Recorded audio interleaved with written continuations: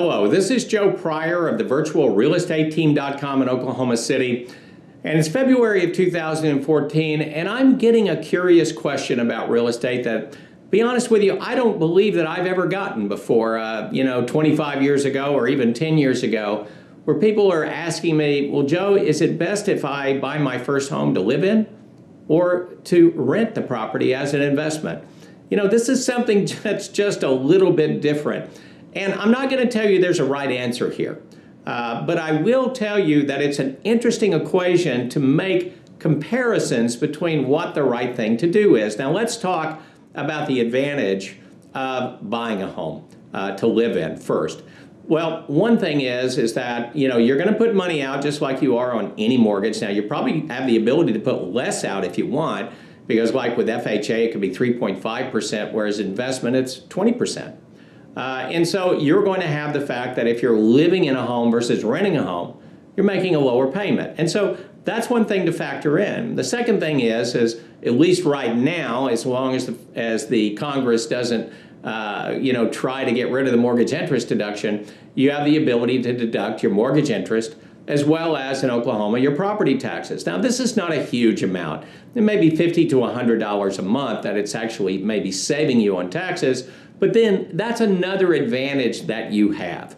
And so that is one reason that you might want to go ahead and buy a personal home. Now it also matters about what age you are. So let's say that you're 26 years old or 28 years old and you're making really good money, you got a terrific job, you got people out there going, John, if you'll just move to Kansas City, we'll give you a 20% raise and we'll give you these benefits, and you're going, man, I think I really want to go there. Now, all of a sudden, we have a different question, because if you own a personal home, that is not a liquid asset. Now, it may be a marketable asset, and I'm not telling you not to buy because it's not liquid, but it basically means I've got to sell that house in order to move.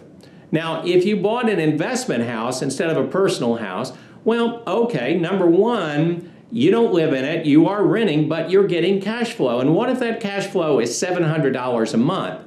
Well, that's $8,400 if my math is correct in a year.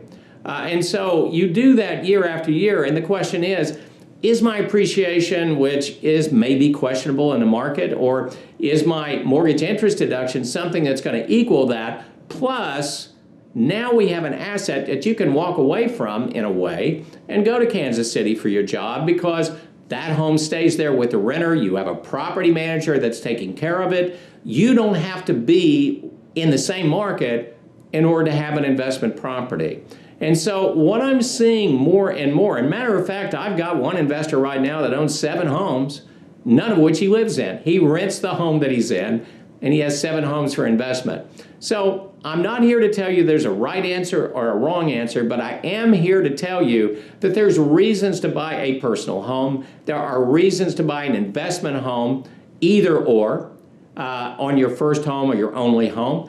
And those are things that we're going to talk to you about, and we're going to give you the details, the metrics, in order to help you make a decision. It's an interesting question. It's one that's coming up more often. I think it's a trend, and it's something that I want to talk to you about in the Oklahoma City real estate market. This is Joe Pryor of the virtualrealestateteam.com in Oklahoma City, where we deliver traditional real estate values at the speed of technology.